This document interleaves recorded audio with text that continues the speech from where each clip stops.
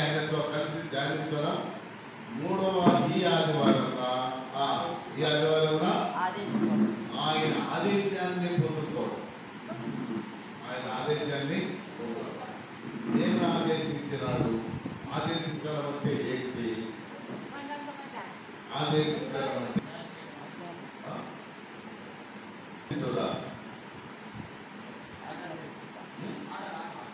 Order.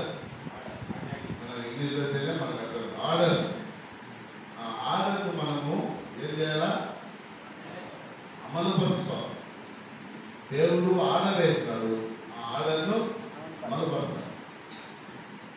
మన విశంకర్ గారు నాకు ఈ యొక్క ముత్తూరు డివిజన్ చైర్మన్గా, కొండాపురం పాస్టర్గా నాకు ఆర్డర్ వేసినాడు, ఆదేశించినాడు.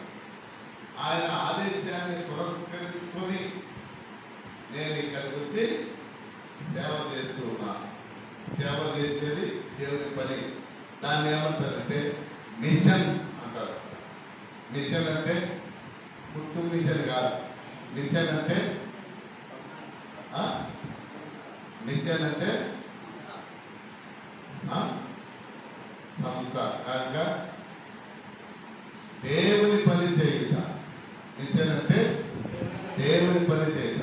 ఈ దేవుని పని సంస్థ. సంస్థలో పని చేయుట. ఆదేశం. ఆదేశం కొన్ని రకాలుగా ఆదేశాలు ఉంటాయి. కొన్ని రకాలుగా ఆదేశం. బిషప్ కమిషనరీ అంటారు. కమిషనరీ అంటే బిషప్ తరఫున మనకు బిషప్ లేనప్పుడు బిషప్ తరఫున ఇంకో బిషప్ కమిషనర్గా అవుతారు. కమిషనర్గా అవుతారు. ఆయన ఇక్కడ కమిషనర్గా పనిచేస్తారు. ఇప్పుడు మన సంఘటనలు హాస్టల్ హెడ్ క్వార్టర్ కావాలా అనేసి వారు ఒక రిక్వెస్ట్ లెటర్ నాకు పెట్టుకున్నారు. ఆ లెటర్ నేను డివిజన్లో పెట్టాను. డివిజన్లో అందరితో ఒప్పించాను. ఆ తర్వాత దాన్ని తీసుకెళ్ళి చర్చిగుంట్లో చదివారు. బిషప్ చాలామంది, దాదాపు 20-30 మంది గౌరవ సభ్యులు కలిగినట్టు చర్చి బోర్డు మెంబర్స్ మధ్యలో చదివారు. చదివి అందరూ యాక్సెప్ట్ చేశారు. యాక్సెప్ట్ చేసి దీన్ని ఈ పాస్టేట్ కావాలని ఎవరైనా మీరు కోరుకుంటున్నారా చెప్పండి అంటే అందరూ చేతులు ఎత్తున్నారు. చేతులు ఎత్తుతానే అక్కడి వరకు కరెక్టే. రెండవదిగా బిషప్ ఒక కమిషన్ వేస్తారు. కమిషనింగ్ అంటారు. కమిషన్ వేస్తారు. ఒక నలుగురితో కమిషన్ వేస్తారు. ఈ నలుగురు వచ్చి ఇక్కడ పని చేయాలి. దాన్ని మిషన్ అంటారు.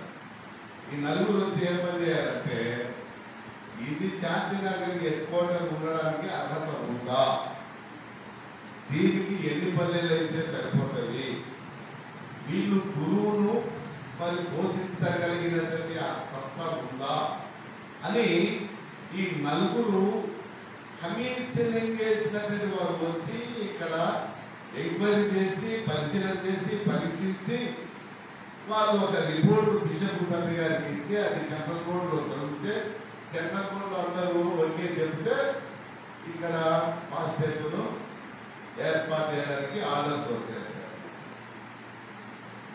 కాబట్టి ఇప్పుడు మనకు పాస్టేట్ హెడ్ క్వార్టర్ కావడానికి బిషప్ తండ్రి గారు ఏం వేసినారు చెప్పండి? ఏం వేసినారు? ఒక కమిషనింగ్. ఈ కమిషన్ వేసేటప్పుడు వచ్చి మనకు ఆ యొక్క పరిశీలన చేసి వెళ్ళిపోతారు. అక్కడ రిపోర్ట్ ఇస్తారు. ఇప్పుడు యేసుక్రీస్తు ప్రభువు వారు కూడా చేసేది ఒక కమిషన్ వేసినారు. యేసుక్రీస్తు ప్రభువు వారు కమిషన్ ఎందరితో 12 మందితో కమిషన్ వేసినారు. దేవుడి రాజ్యం ఒకటి ఉందనేసి ఆయన ప్రకటించినాడు.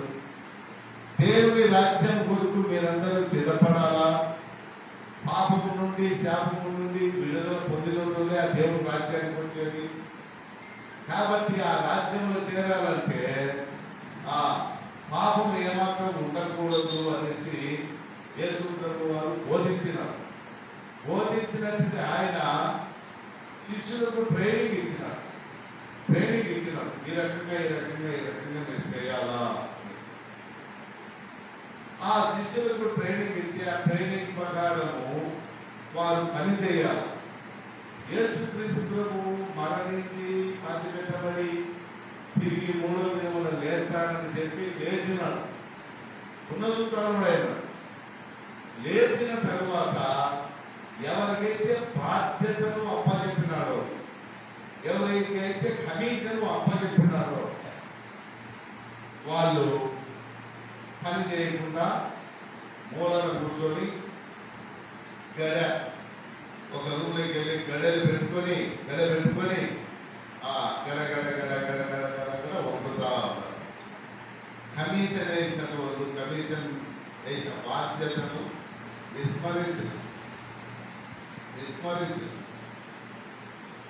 మనకు కమిషన్ వేసినారు 4 గంటలు, వాళ్ళు బాధ్యతతో వచ్చి పని చేయాలి, వాళ్ళు విస్మరించినారు. రవి వచ్చి చాలా మాటలు హెచ్చరించినారు. సెక్రటరీ